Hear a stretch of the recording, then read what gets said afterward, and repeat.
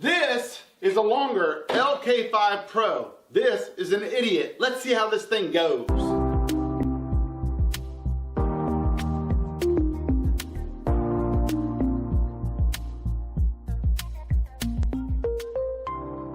So a company called Longer got a hold of me and said, hey, we want to prove that anyone, even an idiot, can use our LK5 Pro. I emailed them back and I said, why are you contacting me for it? And all I got back was a smiley face. All right, here's my disclaimer. I don't even have an idea how to use a 3D printer. So we're gonna put this theory to the test and see how easy it is to put together, how easy it is to operate by making something. You ever get ready to do something, you can't find anything that you're looking for? I can't find my box cutter, so I got this, and we're gonna go ahead and unpack this. Ooh, wow! This thing is, wow, it's packed really good. All right, I'm gonna go ahead and get all this out, lay it out, and then you'll be able to see what there is. And man, we'll start putting this thing together. This thing looks a little bit high tech. I may be in a little bit of trouble and so made longer. But all right, here are all the parts. It's all in really good shape. It was packed really good in that foam. So there's a list of everything that's supposed to be in the box. I highly suggest that you look that over, make sure everything's there, everything's in good shape. So here's what's in the box. The Longer LK5 Pro comes about 90% completely put together. So if you tear the label right there, you can see that it is set to 230, and you need to go in and just pop it over to 110. Or if you have 220, that's great, use it. All right, we're gonna go right by the instructions, and the first thing we're gonna do is put the gantry on like they said. I really don't need to explain step by step on how to put this together because the directions are very thorough and are easy to follow. That copper piece right there on the screen was loose inside the box with 2 screws, but I easily figured out it went to the Z-axis as I started putting this together.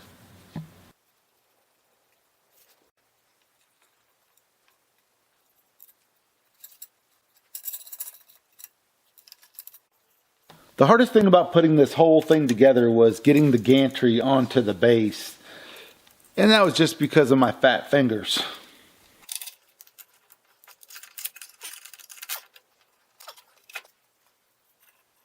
Okay, when you're putting these supports on, you'll notice that I put them on the outside of the bottom brackets. I need to go on the inside. I had to fix that later.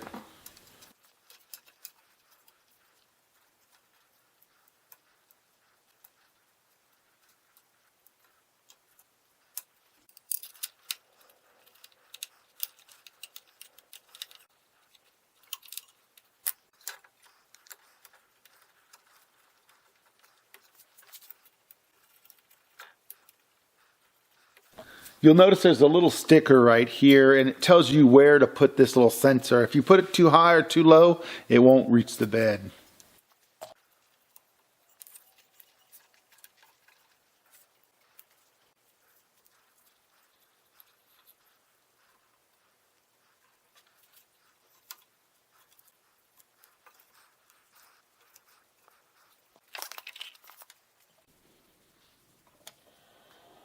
Leveling doesn't seem that hard to me, but I don't know. We'll see. So you hit this leveling button here, and then you're going to go through 1, 2, 3, 4, and 5 using a piece of paper to do the leveling. And to bring this tray up and down, you're going to use these right here, these little knobs. So let's try the first one. And you should feel a little bit of friction. And it seems like that's got just barely any, so let's bring this down just a hair. Okay, and that has a little bit of friction right there. So I'm gonna go through all the rest of them, and then we'll continue on. Now that we put this together, let's start printing. All right, we're gonna use one of the files on here. So that's all this little boat G-code. We're gonna open it. Start printing. Yes. And what's happening right now is the bed is heating up and the nozzle is heating up. Now, you may wonder how quiet this thing is, and that's why I'm wanting to right now, as it's printing, I want to come over and just let you see how loud it is. It's not loud at all. You can talk over this. You can hear the fan a little bit and the root of the belts here, but otherwise, it sounds pretty good. It's actually printing pretty good.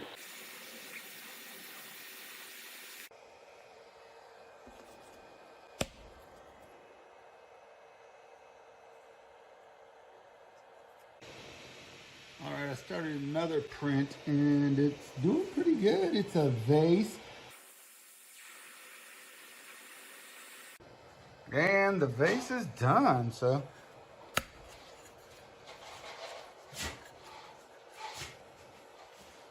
Kind of neat.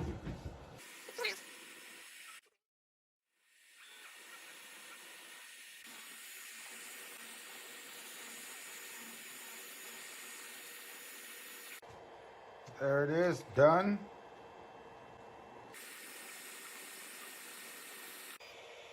These things are pretty cool. The only downfall is to make them, it takes a little while of time. That's hours and minutes.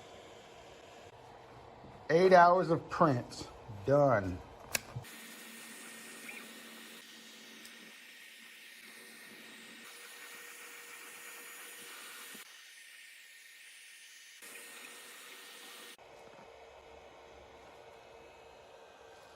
So this thing has a touch screen that makes everything really easy. You can move the bed and everything on the move screen. You have the tune where you fine tune all your stuff here on where you want stuff and feed rate, fan speed, nozzle flow rate, everything. You have the leveling here for the bed. You have the files where you choose what files to use. This is where you transfer it from your computer to here. They give you this little thing right here to be able to do it with, and it goes right into the side. And then finally, they have this right here where you can unload and load your filament. And let's go ahead and show you how that works. Alright, you hit unload. I've got filament in there. You hit unload, and it starts getting the nozzle up to temperature. Once it gets up to heat, you'll see that it started pushing this out. It's got the little extruder extractor right there. And there it is, it's been extracted. First thing I do is come over here, and this thing squeezes so you can start shoving this in right here. You just push that through the tube until it meets some resistance. Right there, let's go around front. Come back over to the screen, hit load. You can see it extruding through here till you get the green. Now that it's all green, hit OK. Boom, you've loaded it. The bed surface is 300 by 300 by 400.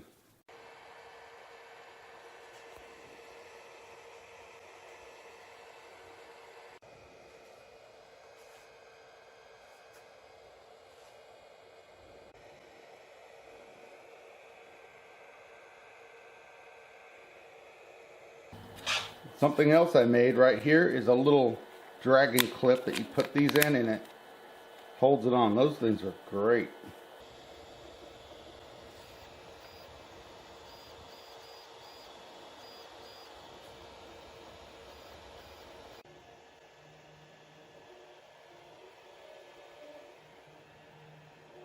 So this printer has been running non-stop for about 2 weeks.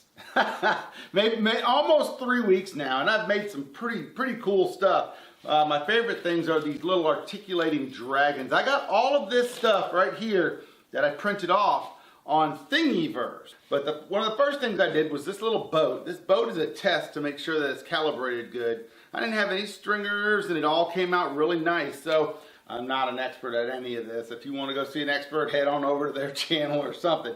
I guess it's time for me to share my pros and cons with you. The first thing I want to do is share the cons with you because I want to end this on a positive note. So the biggest con I had with this is when I got out of the box and I started putting it together, I got it together and I flipped on the power switch. It came on and then went off. Came on and came off.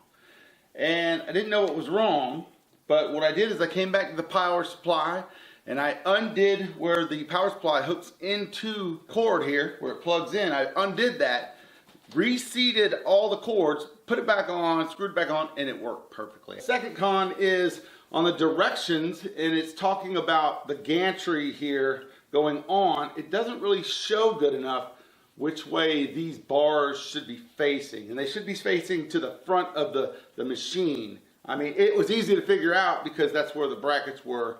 Another thing that I had issue with is getting stuff to stick to the bed. It does have a rough textured bed, and nothing would stick. It kept coming off my first 3 or 4 prints that I tried. But somebody told me to try hairspray. So I got the extra hold hairspray and I sprayed on there and it worked pretty good. Then somebody suggested that I use some of this purple glue stick and it works really good.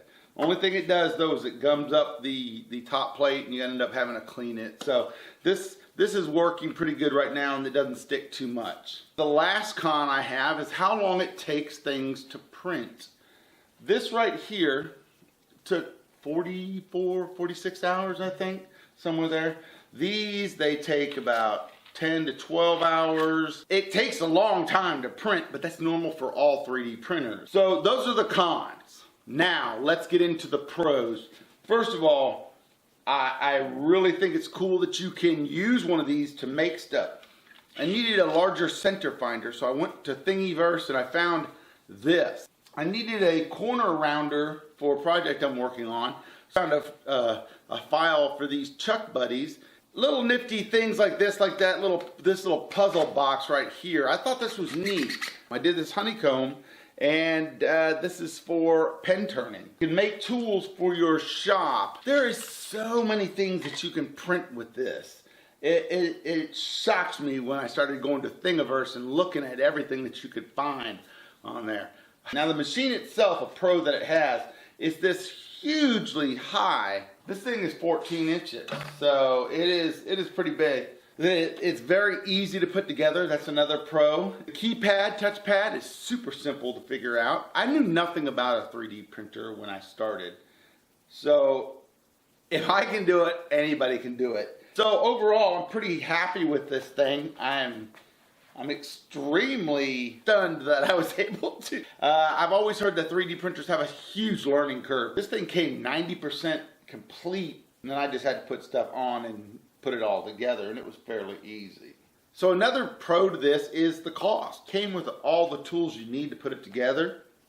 So the end question is, can an idiot use this machine? I don't know what to do, don't know what to say for the review. If you're interested in purchasing one of these, I'm going to leave an affiliate link down below in the description. If you have any questions on this machine, leave them in the description. I answer every one of my comments, or I try at least, as long as I don't get backed up. Alright, I really appreciate you guys stopping by and watching my video. If you could, go down and hit that thumbs up button and share the video. And please, if you think I deserve it, please hit the subscribe button. If not, that's okay too. But until next video, stay cool.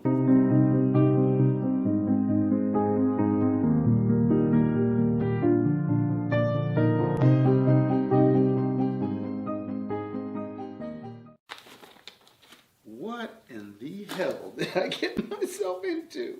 Goodness. Oh, this doesn't seem too hard to put together. Ah, there's another one of those.